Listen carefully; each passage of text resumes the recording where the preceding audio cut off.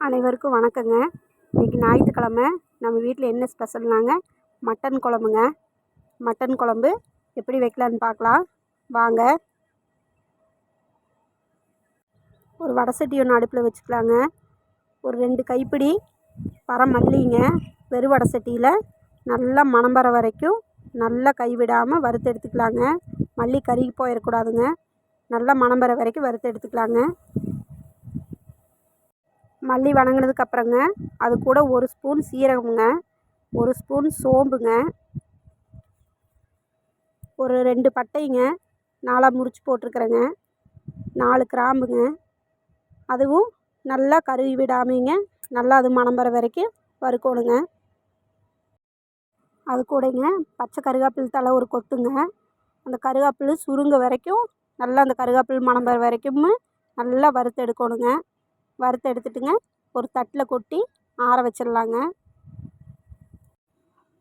அதே வடை சட்டி அடுப்பில் வச்சுங்க எண்ணெய் ஒரு 2 ஸ்பூன் ஊற்றிக்கலாங்க. விளக்கெண்ணெய் ஒரு 3 சொட்டுங்க. ஒரு 15 வரமிளகாய்ங்க. நல்லா மிளகாய் கருகருக்கு விடாமீங்க நல்லா செவக்க கை விடாமல் வறுத்து எடுத்துங்க. அதுவும் அந்த செலவு கூட கொட்டி ஆற வச்சிடலாங்க. அந்த மிளகாய் வறுத்த வடை சட்டிலேயேங்க ஒரு 1/2 கிலோ சின்ன வெங்காயம் இருக்குங்க. நல்லா மொட்டு மொட்டாக தொளிச்சு போட்டிருக்குறேங்க. அது கூட ஒரு 10 பல் பூண்டுங்க, ஒரு 1½ இன்ச்சு இஞ்சிங்க. எண்ணெய் அதில் கொஞ்சம் இருக்குதுங்க. நம்ம வெங்காயம் வதங்குறதுக்காக மறுபடியும் கொஞ்சம் எண்ணெய் ஊற்றிங்க நல்லா வெங்காயத்தை நல்லா சோற வதக்கி எடுக்கணுங்க. நல்லா வெங்காயம் கருகக்கூடாது. நல்லா செவக்க வறுத்து எடுக்கணுங்க. நல்லா வெங்காயம் மட்டும் நல்லா வதக்கி எடுத்தால் தாங்க கறி குழம்புக்கு நல்ல டேஸ்ட்டாக இருக்குங்க. அது கூடங்க கொஞ்சமாக கசகசாங்க வெங்காயத்து கூட போட்டு ஒரு 2 திருப்பி அதை எடுத்து ஆற வச்சிடலாங்க. மட்டனைங்க நல்லா தண்ணி ஊற்றிங்க நல்லா ஒரு 2-3 தடவை நல்லா கழுவி எடுத்து தண்ணி வடியிருக்கு ஒரு பாத்திரத்தில் போட்டு வச்சிடலாங்க. இந்த மட்டன் வதக்குறதுக்குங்க ஒரு பேஸ்ட்டுங்க, இஞ்சிங்க ஒரு 1½ இன்ச்சு அளவு இஞ்சிங்க, ஒரு 7 பல் பூண்டு, இது நல்லா நைஸாக அரைச்சி எடுத்துகிட்டு வந்துடலாங்க. இப்போ கறி நம்ம வதக்கி விடலாங்க. ஒரு குக்கர் ஒன்று அடுப்பில் வச்சுட்டுங்க தேங்காய் எண்ணெய் ஒரு 3 ஸ்பூன் ஊற்றிருக்கேனுங்க. எண்ணெய் காஞ்சதுக்கப்புறங்க நம்ம கழுவி வச்ச கறியை அதுக்குள்ளே சேர்த்திக்கலாங்க. சேர்த்திங்க நல்லா கை விடாமீங்க குக்கரில் ஒட்டாமல் பந்தாக வர்ற அளவுக்கு நல்லா வதக்கி எடுத்துக்கலாங்க. கறி வதங்குறதுக்காகங்க கல்லுப்பு கொஞ்சம் சேர்த்திக்கிறேங்க. நம்ம அரைச்சி வச்ச இஞ்சி பூண்டு பேஸ்ட்டையும் அது கூட சேர்த்திக்கலாங்க. நல்லா கை விடாமல் கிளறி விடலாங்க. ஒன்று சேர்ந்து வர வரைக்கும் இந்த இஞ்சி பூண்டு சாறுலேயே இந்த கறி ஒரு வேக்காடு வேகணுங்க. அந்த கறி ஒரு பக்கம் வெந்துட்டுருக்குட்டுங்க. அதுக்குள்ளே நம்ம வறுத்து வச்ச செலவுகளை எல்லாங்க நல்லா நைஸாக அரைச்சி எடுத்துகிட்டு வந்துடலாங்க. இப்போ மிளகாயே அந்த மல்லி சீரகமெல்லாம் வதக்குறது எல்லாம் போட்டுங்க நல்லா நைஸாக கொஞ்சம் மஞ்சத்தூள் கொஞ்சம் போட்டுங்க நல்லா நைஸாக அரைச்சி எடுத்துகிட்டு வந்துடலாங்க. அதை நல்லா நைஸாக அரைச்சி எடுத்துகிட்டு வந்ததுக்கப்புறங்க அது கூட அந்த நம்ம வதக்கி வச்ச வெங்காயத்தைங்க ஆற வச்சு அதையும் இதுக்குள்ளே சேர்த்து அரைச்சிக்கலாங்க. மிளகா அரைச்சிட்டு வந்தாச்சுங்க. இப்போ வெந்துட்டுருக்கிற கறிக்குள்ளேங்க நம்ம அரைச்சி வச்சு மிளகு ஊற்றிக்கலாங்க.